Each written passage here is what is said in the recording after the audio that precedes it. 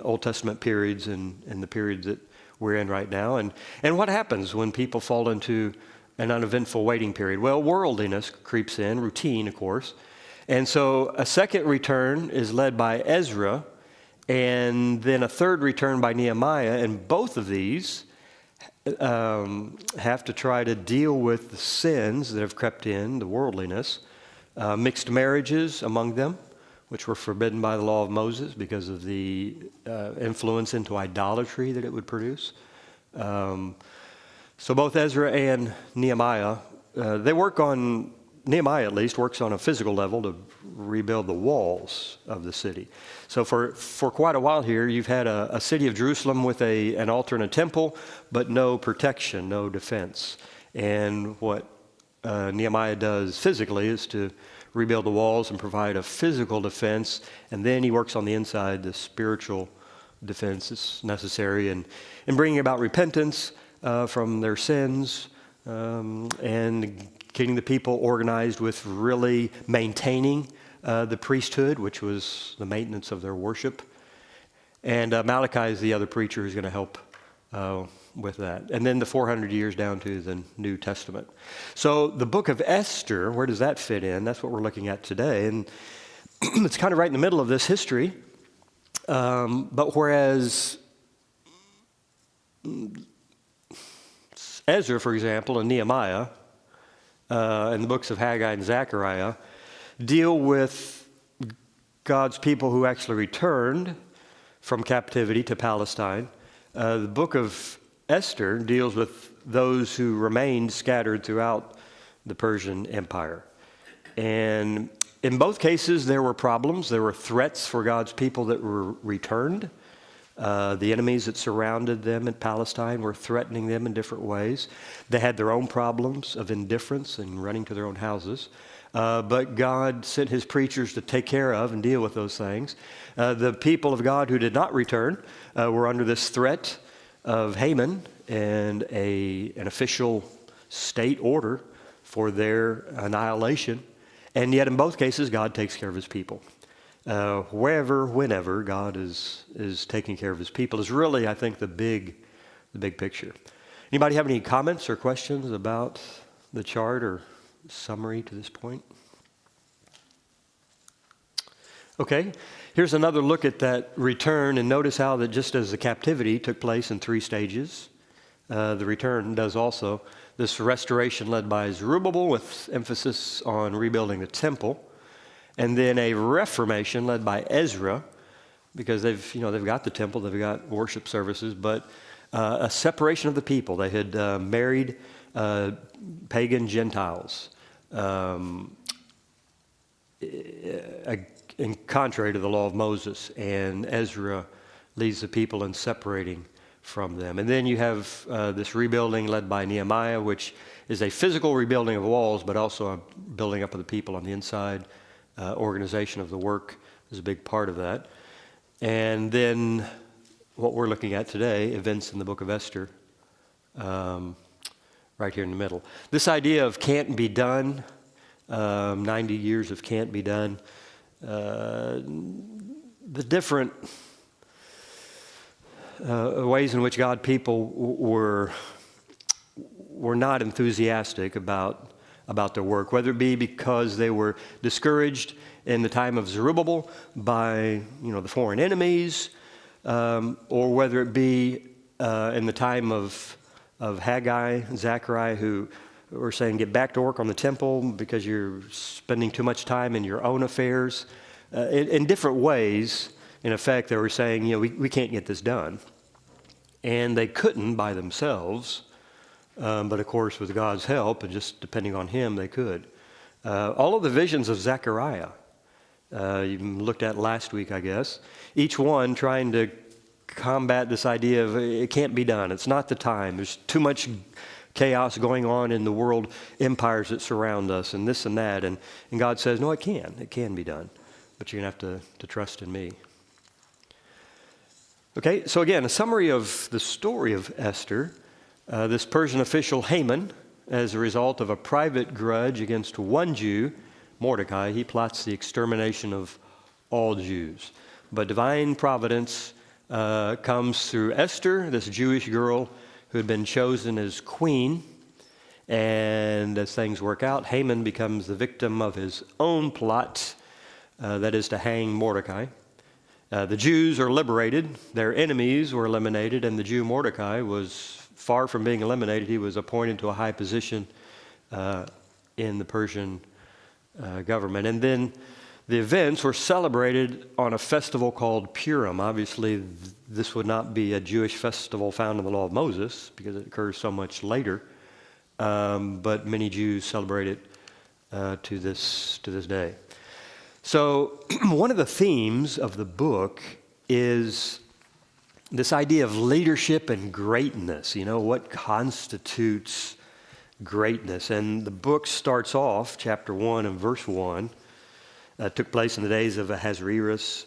The Ahasuerus who reigned from India to Ethiopia over 120 provinces. And so just the first words of the book are starting off about this grand empire that this king is in charge of.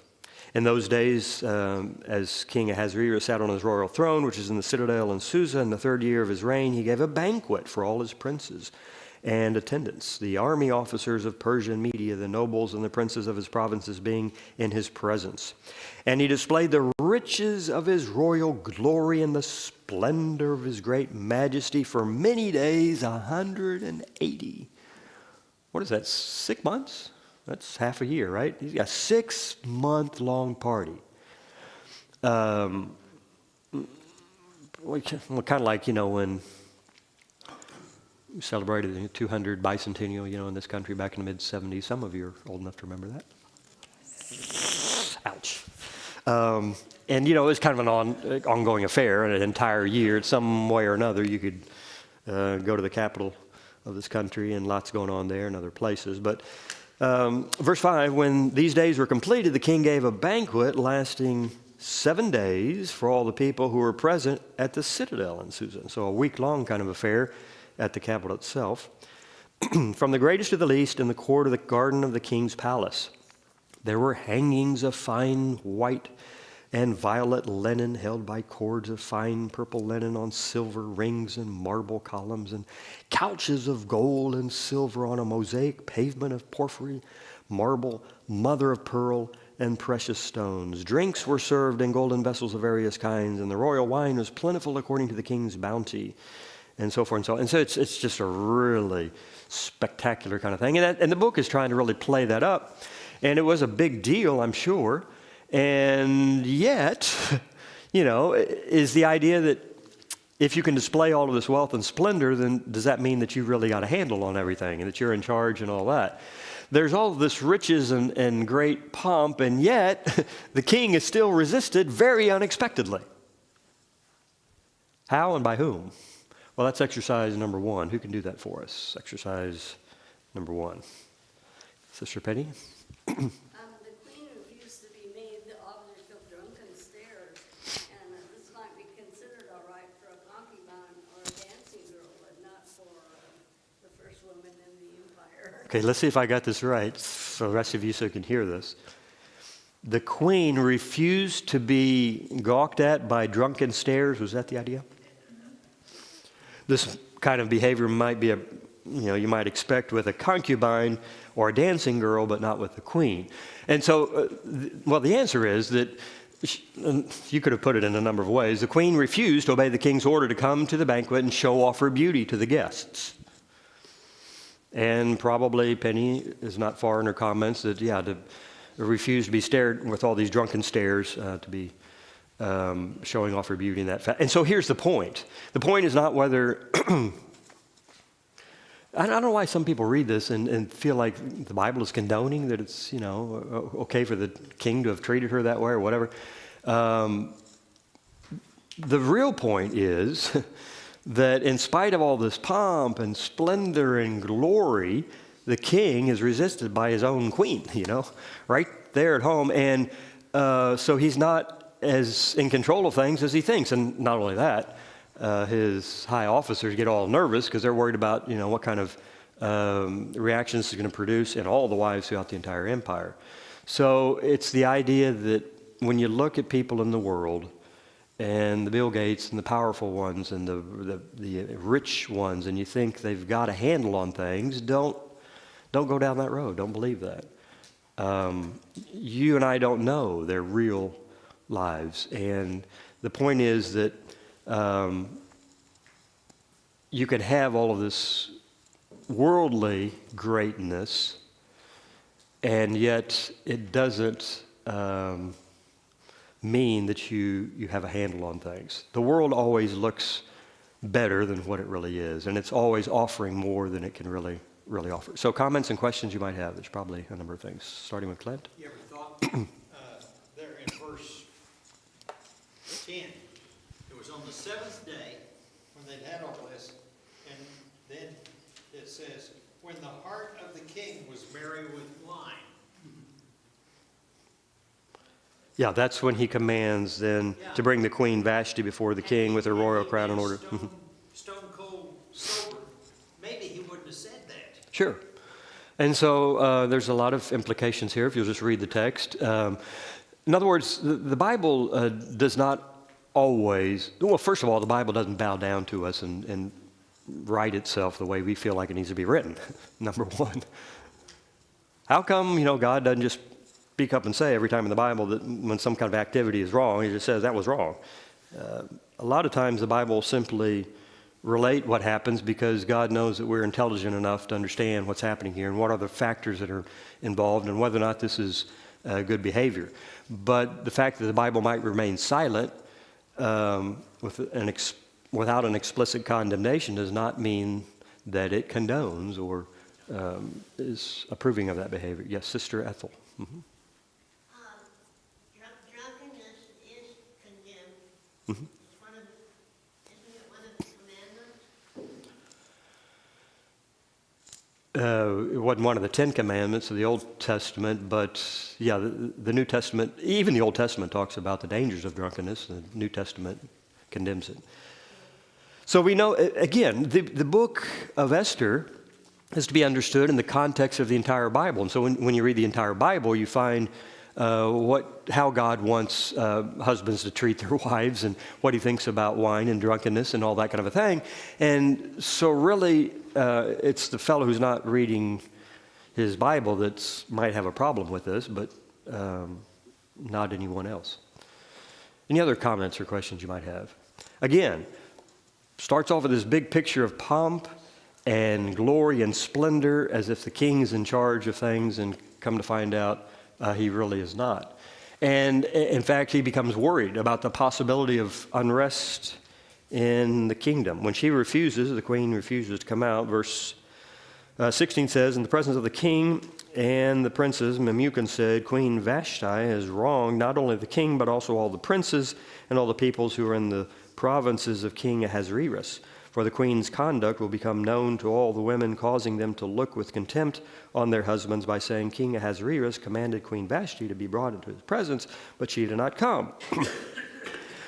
Do you suppose there's a little exaggeration here on their part? But that is precisely the way the Bible is making its point. Sometimes the Bible comes out and says, and these guys are dead wrong, And sometimes the Bible just allows us to look at that and see these high officials nervous like this, worried, and overly so, perhaps in some ways, to demonstrate the fallacy of the thing. And so there's a number of ways that God can point out that something is wrong. Sometimes he does it by showing how silly the thing is. And so they're all worried about the possibility of unrest. And exercise number 2, what danger did the king and his advisors fear as a result of Queen Vashti or Vashti's defiance? Sister Ruth? The women of the land would hear about what Queen Vashti had refused, Mm-hmm. and they too would then feel welcome to refuse their husband. Emboldened to follow her example and do the same thing. So all women throughout the empire are going to rebel against their husbands. We got to put a stop to this kind of thing. And I think there is a little hint of a comical thing going on here, and that's the Bible's way of pointing out what? just because you're a man, or just because you've got a lot of gold and silver, and just because you got a lot of power and splendor and pomp, that doesn't mean that you know what you're doing. And I don't know, it's kind of like, is it just me, or the fancier, more expensive the car, it seems like the less capable the chauffeur, the driver? You see these nice cars driving, well, they just because you got a $200,000 car doesn't mean you know how to drive it. But sometimes you see that in different ways. And here, the Bible is definitely making the point. Questions or comments you might have about that? Exercise number 2 there. Value cannot be measured by wealth and power. In fact, God inverts these kind of human values. So if we think that money is where it's at, God can turn that upside down on its head. And here is a king who is all up in arms, even though he's got everything, it would seem, from a worldly perspective. And God is going to turn all that upside down. What does Luke 16 and verse 15 say? We're going to volunteer to read that for us. Luke 16, verse 15.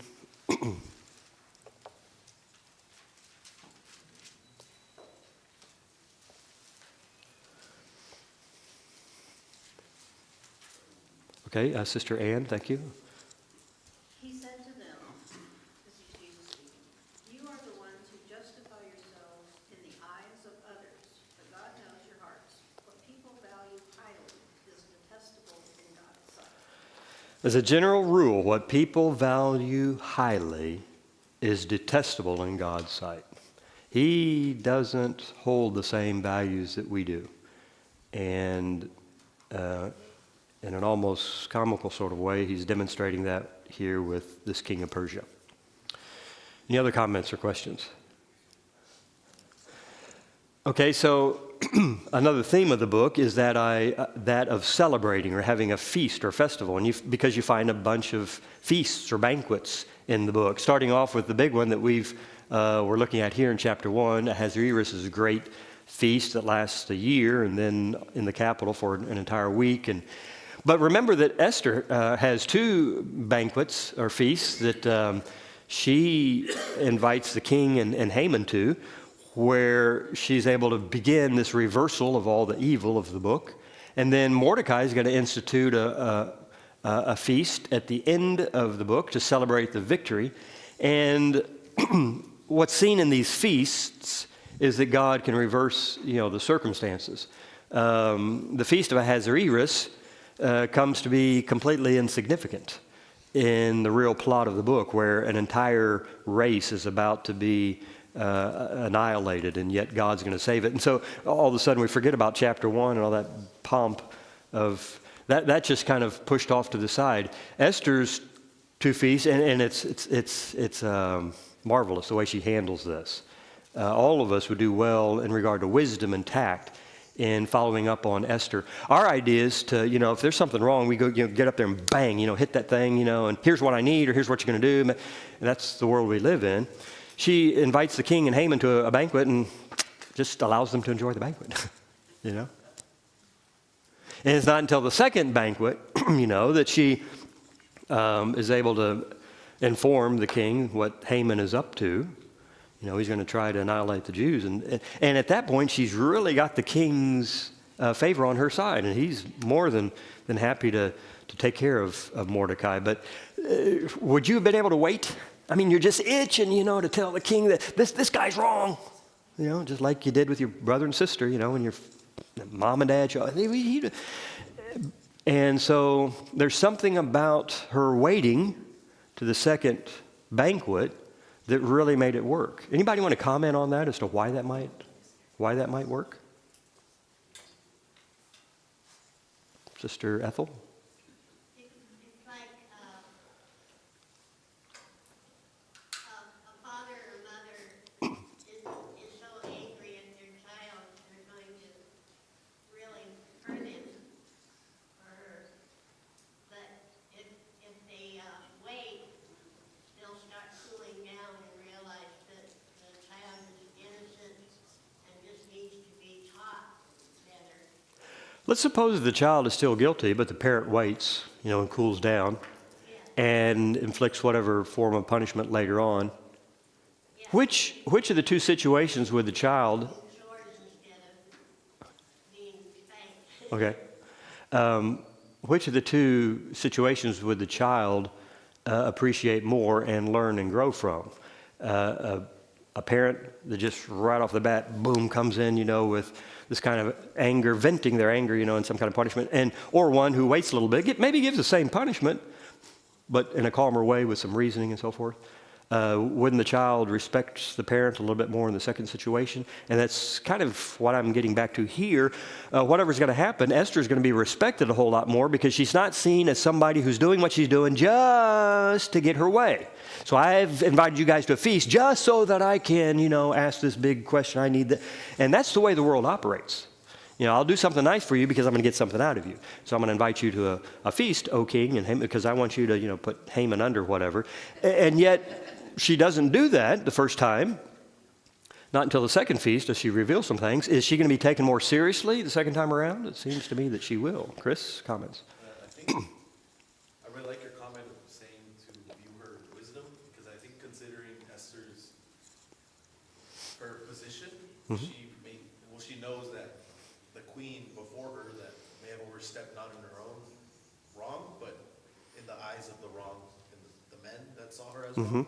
So I think she's very wise in considering that she only has so much room to have an effect on the king, so she's possibly playing it according to. Okay, she's not going to commit the same mistake that Vashti does, and trying to be just out there and in your face kind of a thing, regardless of whether or not Vashti was right in that.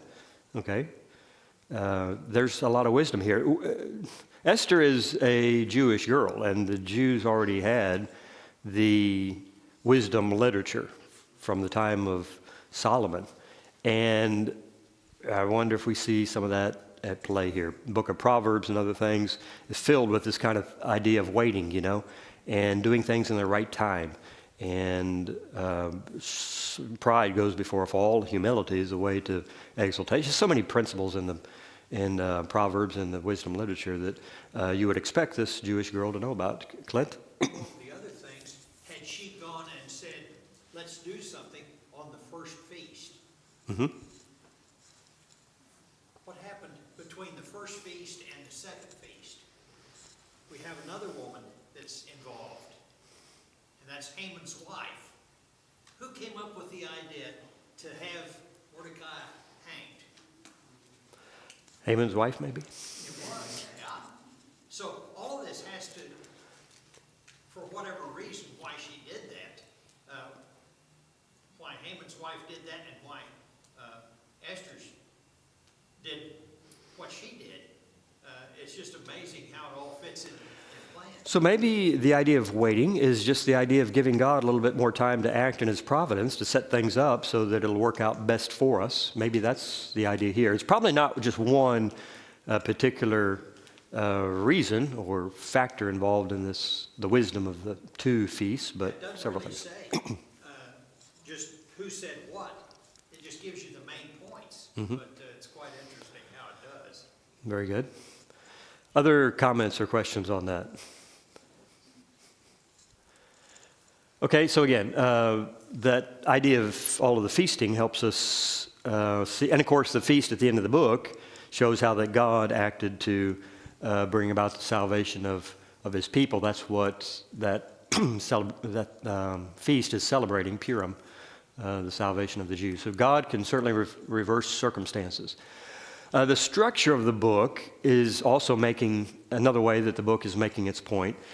Maybe the reason we have so much trouble with Esther is because God makes so many good points in indirect ways, and we just want somebody to hit us over the head and say, boom, this is what, here's, give me the 5 takeaways, from this lesson, and state it outright. And unfortunately, we become less human. We don't think as much. The structure of the book. Have you ever thought about how these events flow? It's a chiasmus that we've talked about earlier, I think in the book of Daniel, if I'm not mistaken. The Greek for a crossing, and ABC, CBA, and that kind of a thing. You have this introduction, right, in chapter 1, which focuses on the glory of Persia. We're going to assign that the letter A, okay, for that idea or topic. And then in chapters 2 through 3, you have the first decree of the book. It's the one that Haman is able to incite the king to make about the destruction of the Jews. So that's a different idea. We're going to label that letter B. And then in chapters 4 and 5, you have this clash between Haman and Mordecai, where Mordecai refuses to bow down and so forth. Or actually, more to the point, actually that has already occurred, but it's the idea of Haman's animosity growing even more and more.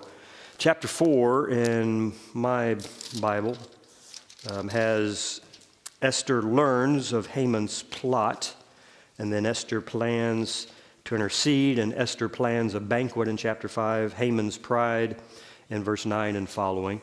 That's kind of what we're talking about here with this clash between Haman and Mordecai.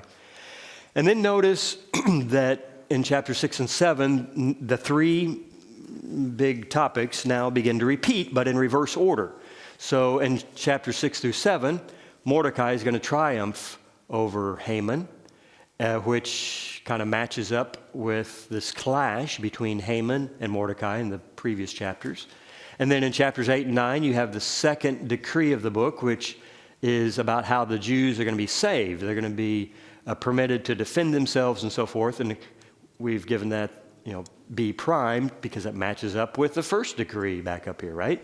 The destruction of the Jews. And then finally, the conclusion of the book talks about the glory of the Jews, whereas the introduction had talked about the glory of Persia. And so A, B, C, C, B, A. And what is right in the middle? That usually is where the climax is for any kind of a story or book that's following this pattern. And it looks like that would be chapter 6 and verse 1. During that night, the king could not sleep. And so really, where things go from looking really bad for the Jews to where they start looking up and there'll be a salvation. The turning point is 6:1. The king can't sleep. Have you ever had a sleepless night? Have you ever been tossing and turning, counting the sheep? And well, who knows? That might be the turning point of something good in your life going forward. It was for the king anyway. Because he can't sleep, what does he do? He reads. He has somebody read to him, from the chronicles of the of his own reign. Yeah, I probably would have chosen some other reading material, but I guess if he's wanting to go to sleep, maybe that is a good thing. Read to me what's been happening. Hear the daily digest of the last 3 years. And so when that's being read to him, what does he read about, among other things? Yeah, he reads about how this particular Jew a little while back had saved him from a conspiracy plot. And, hey, wait a minute, I didn't know that was the guy that had done that. What have we done to, honor him? Did we give him a medal for that or anything, And he's been informed, no. And so the king wants to honor Mordecai, the Jew, the same one that Haman wants to eliminate. And guess who just happens to pop in right at that moment, right? Here's Haman. Haman shows up. The king's thinking about how to honor Mordecai. And so the king asks Haman, I'd like to honor a particular fellow. What do you think I ought to do about that? And where does Haman's mind run immediately? To himself. Because every day he got up, that's probably what happened. Haman's thinking about Haman. And so on this situation, when the king says, I want to honor somebody, how should I do that? He thinks about Haman. Oh, he's thinking about honoring me, right? And so he develops this elaborate way of being honored, and the king says, what? To Haman? Go do that to Mordecai. Yeah, your worst enemy. Go do that to Mordecai. And so that's kind of the crisis situation. From here, things going forward begin to look up. So was this all an accident? The way the book is arranged in this sort of a way. The first half of it is talking about the deadly danger of, an entire race being eliminated. And the second half moving on to salvation. Is it just an accident? And there were a lot of coincidences in the book, but it seems like there's so many that it could not be just an accident. So number 3, you are to pair up the following circumstances with the turn of events that it produced. And you start off with Vashti being deposed. Well, that sets up for Esther to be appointed as queen. And then Esther is chosen as queen in chapter 2, but that sets up the opportunity for her to be able to ask for deliverance for her people. And then Mordecai's discovery of conspiracy against the king. It doesn't happen at that moment, but later on the king then is wanting to honor him. And finally the king couldn't sleep one night. He learns about that and decides to honor Mordecai. So lots of coincidence here, but they seem to work towards the plot in some way. And when it all gets done, the plot turns upside down the way we would have expected things to happen. So this is exercise 4. There's a list of events here that turn out the opposite of what was expected, and you're supposed to match each with its passage. So the honor that Haman hoped for was given to Mordecai. What did you match that up with? Letter what? Anybody? Benta? Letter D? Okay, letter D. And then going forward, it's going to be C, B, and A. The gallows, that was made for Mordecai, Haman's going to be hung on those. The king's ring was taken from Haman, originally given to him to honor him. It's given to Mordecai, and Mordecai now can decree the salvation of the Jews. And that's the main one that's turned upside down, of course. And so God's providence is the big theme of the book. His name doesn't appear in the book, but his hand is very evident, and yet not miraculously. And this is where walking by faith comes into play for us. Are you able to believe that God can do things today if he doesn't work through miracles? Given that the New Testament talks about how miracles through the apostles were to confirm the word that was spoken, and Hebrews 2 talking about how that word has been confirmed, we would not expect God to continue using those things for a purpose that's already been fulfilled. But does that mean that he doesn't still work? And I believe that he does. The only caution is to be careful that you do not know dogmatically that this is God's finger here in this particular circumstance. And so you drive to Walmart and there's a parking space open right in front of the door. Well, God be blessed, he's open to maybe, but we got to be careful about assigning that when God doesn't speak to us directly, that we know that that's his will. Enjoy the outcome is the point. And seizing the opportunity is the other thing. Number 5, what does Esther say in 4:14 that really nicely sums up the book? I'm sorry, it's Mordecai to Esther. I'm sorry. Clint? Basically, the idea is if you don't do whatever it is, somebody else will. However, if you don't do it, you and your family are going to perish. So think about this. Maybe you have come to this time and place in order to be a useful instrument in God's hand. Help will arise from another place if you decide not to do this, because you're saying, and it's true, if you go on before the king and he doesn't extend his scepter to you, your life can be taken away from you. This is a very serious situation, and you're worried about that, rightly so. But the point is, if because of that fear you decide not to act, help will arise from somewhere. In other words, God in his providence is not limited by our cooperation. If I decide not to cooperate, he'll still accomplish his will. I'll probably suffer some consequences. Your father's house is going to perish and this and that. But wouldn't it be better to cooperate with God in this purpose that he's wanting to accomplish? And so that's the last phrase of Mordecai. Who knows whether you have not attained royalty for such a time as this? I want to point out 2 things. Number 1, notice Mordecai's reserve about saying he knows this is God's will. Who knows? Okay, because we're not talking about explicit written revelation. Here you can know, and you can make some very strong arguments because the scripture says. But when you're talking about providence and circumstances, be careful about saying, oh, that was God's hand, brother. I don't know that. Who knows?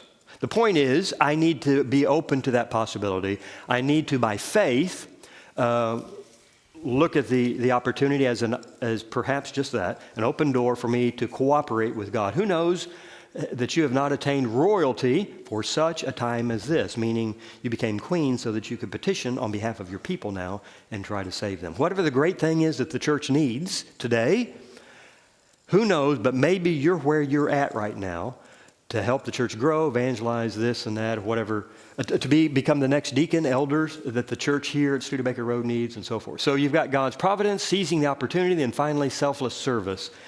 She says, okay, after hearing Mordecai's argument, all right, I'm going to go in. And if I perish, I perish. Is that your attitude? Is that mine? Somebody said, well, no, that's the Old Testament. That's a little extreme. We don't have to do that in the Old Testament. May I remind you of Philippians chapter 2. Read Philippians chapter 2.